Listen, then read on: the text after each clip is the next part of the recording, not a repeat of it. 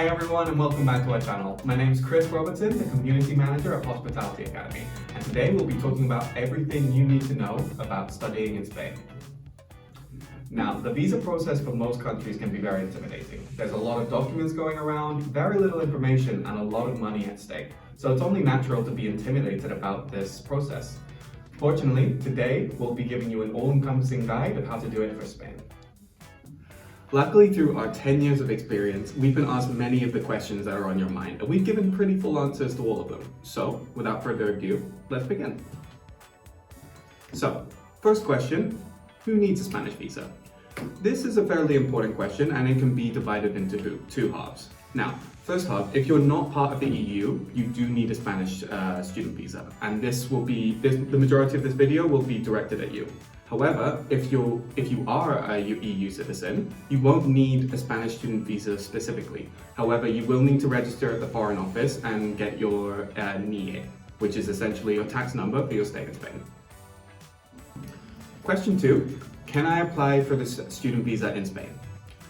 The short answer to this is no, you can't. Mainly, by the time you go to Spain, you'll need to have all of the correct documentation in your hand as you go through the border. So for anyone wanting to apply to the Spanish student visa, they need to go to the Spanish consulate in their own country. Question 3, how long does it take to get through the whole process? Now this is a tricky question to ask generally because all countries take varying amounts of time to process the visa.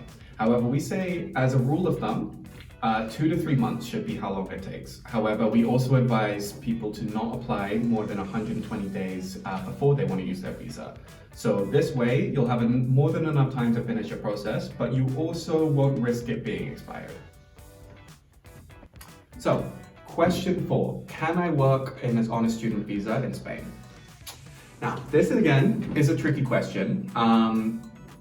The short answer is yes. However, there are certain regulations you need to follow. Now, the very first one is that the work has to be part-time or temporary. So part-time in this case would be averaging around 20 hours per week. Another point to consider is that this is a student visa, so your studies need to come first. This means that any work that you undertake cannot interfere with any deadlines or scheduling. Thirdly, in order to be authorized for part-time work, you will need to go specifically to the Foreigners Office in Spain after you've arrived into the country. So just to be clear, this is a separate process from getting your student visa. Lastly, one small exception to this is when you're doing an internship. Now, as many of you know, an internship is defined by a specific training program that is relevant to your field of study. So if you're able to partake in an internship that is signed off by your school as part of your curriculum and is relevant to the subject you study, you won't need to go to the Spanish Foreign Office or do any other process other than get your student visa. So question 5, can I stay in Spain after my visa finishes?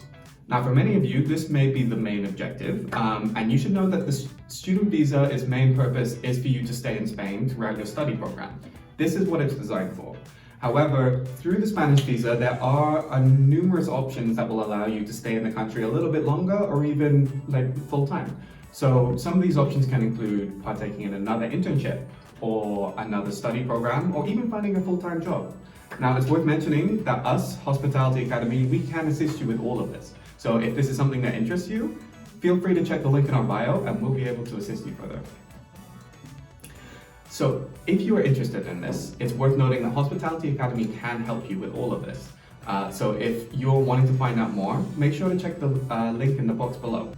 And for those of you who are wanting to learn more about other visa processes or news within the hospitality industry, feel free to subscribe to our channel where we'll be posting even more videos regarding these topics. But for now, have a great day and we'll see you next time.